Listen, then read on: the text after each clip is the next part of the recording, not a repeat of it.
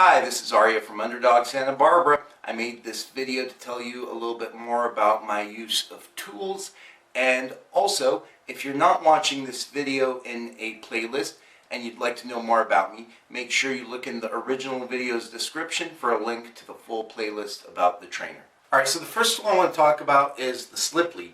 Now, the first time I saw this tool, to me it kind of looked like it's designed to choke. It's actually designed to distribute pressure evenly to minimize choking. And the way you use it is not to pull, but to pop and release. So you're going to just give it a little pop and release. There's no pain involved. If you put it on your own neck, which is a lot more sensitive than a dog's neck, you'll see that it does not necessarily hurt when you do this. It doesn't feel good though, and that's why I rarely use this tool. Just because it requires more pressure than is needed. Now, this is more of an introduction tool. It makes it really easy for me to get your dog on some sort of lead and give them some sort of direction without really having to get up into space too much.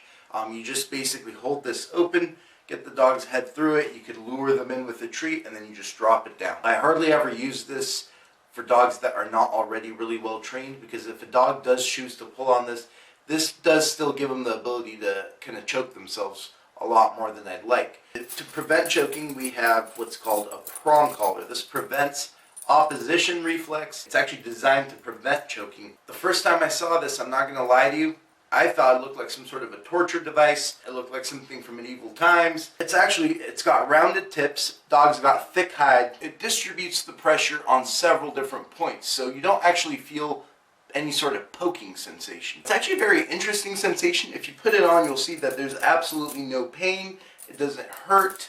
It gives very clear direction. And the sound that this chain makes right here, it creates a high frequency sound that gets your dog's attention, and it becomes a form of communication. So eventually, all you're doing is this. You're not really pulling on it. I use this for pressure on, pressure off training. So what I do is I go sit, and when the dog sits, I release. I go down. When the dog lies down, I release. It's all do something, thank you for doing it, and then you give a reward. Now keep in mind, a dog's hide is so tough that a mother can pick the dog's entire body weight up by the back of its neck. When I was a little baby, if my mother picked me up by the skin on the back of my neck, I would die. It wouldn't be good. It wouldn't be good. Let's just stay with that. No, but seriously, a dog's neck is way tougher than a human's. So if I can put this prong collar on, as you can see, it's on correctly. If I can do this, this is harder than you should be correcting a dog with a prong collar. If I can do this with myself, there's no pain. You can tell I'm not like, there is no pain in prong collars. It's a lie. It's actually less uncomfortable than the slip lead. It literally is less uncomfortable than the slip lead to me. So I don't know why there's these group of people out there that want to spread lies saying that this uses pain, etc., etc. There's no pain involved.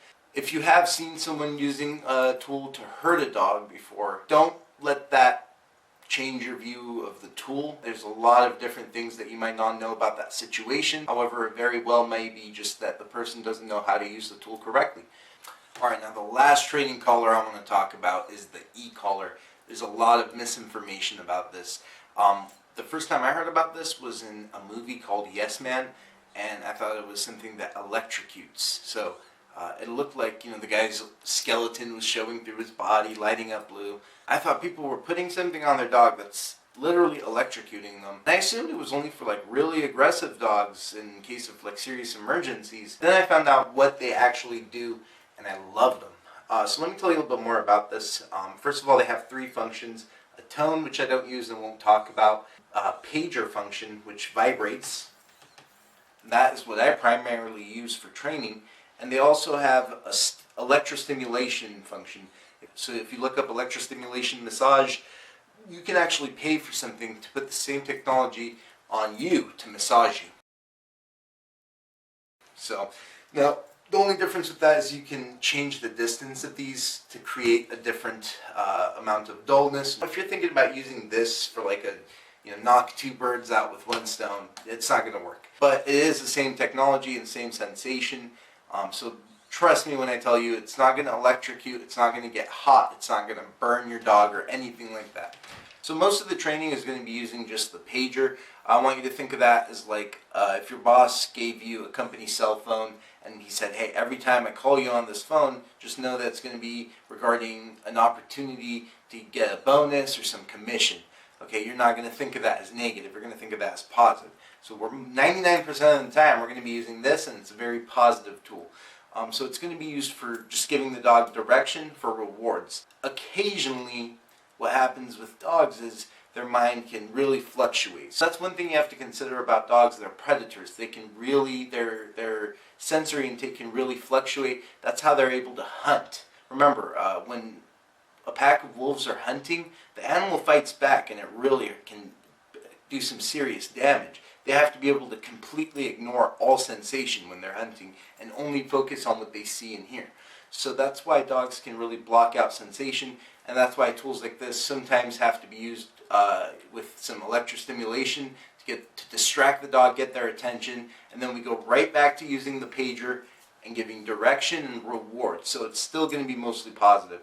In fact, before I have you work the remote on your dog, I'm going to actually wear the collar myself, and I'm going to have you work me with the collar. And yes, it is going to be on, and I am going to purposely disobey you so that you have to nick me a couple times. Obviously, if you turn it up really high, it is painful, so don't do that. I mean, that's not what training is about, guys. We're not going to be torturing the dogs to doing what we want. We're going to be rewarding them for doing what we want. Remember, the way we use it is mostly just going to be pager, and on rare occasions, when the dog does not feel the pager, when their mind is somewhere where they literally are just completely tuning out the pager, that's when we're going to go, nope, and then right back to the pager and call them right back. And all that does is distract them from what they're doing just because of the way it feels. It's a very unusual sensation, and it gets their attention, and then you guide them back. No pain whatsoever, I promise you.